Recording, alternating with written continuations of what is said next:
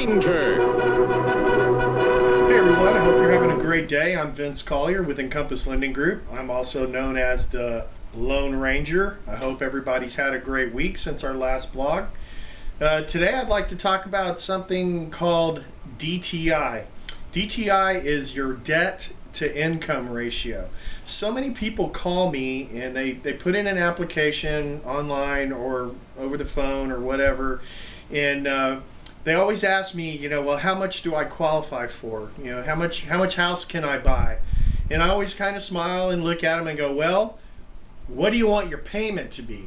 Because really and truly, that's the true question. We have people all the time that can afford to qualify for a $300,000 house, but do they want a $2,000 a month payment? So the right question to ask yourself when you're looking at buying a home isn't how much do I qualify for, but what do I want my payment to be? And going hand in hand with that, being qualified is based on what's called your debt to income ratio. Now there's two parts to the debt to income ratio, a front end and a back end. The front end ratio is based on your gross monthly income versus your house payment. Now normally that's right around 30% as a benchmark, if you will, for most loan programs. So if you figure you have $3,600 a month, you're going to be able to qualify for around $1,200 a month house payment. That's going to be the way you're qualified. Now the back end ratio is your total debt to income ratio. So you basically take all of your debt, that's your credit cards, your car payments, anything that's going to populate on your credit report, and those monthly payments are all added up and added to the house payment for your total debt to income ratio. Now normally that needs to be around 45 to 48% in reality, although most loan programs do have a little leeway as far as what qualifies you there. So that's kind of what you want to look for.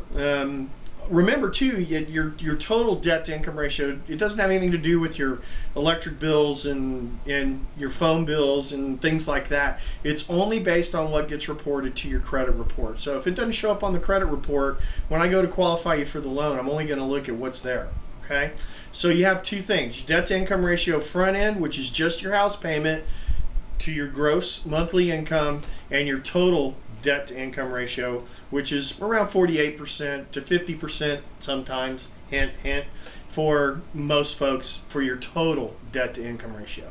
So remember, when it comes to buying power, that debt to income ratio is critical as far as what you can afford on a house. So that's this week's blog in the can. So I wanted to go ahead and let everybody know that I won't be available next week because I'm going to be on a cruise ship in the middle of the Caribbean. Very excited about that. Taking the boys on a cruise for their 21st birthday. So we figured at least that way we could keep them in a confined space after they've turned 21. So anyway, I'm going to try to figure out how I can get this blog published from the ship. Now how cool would that be to get next week's blog from Jamaica? Ha! If it can happen, I can do it. So another week, another dollar. You guys have a great week. We'll see you next week or maybe the week after. And remember, the Lone Ranger writes again.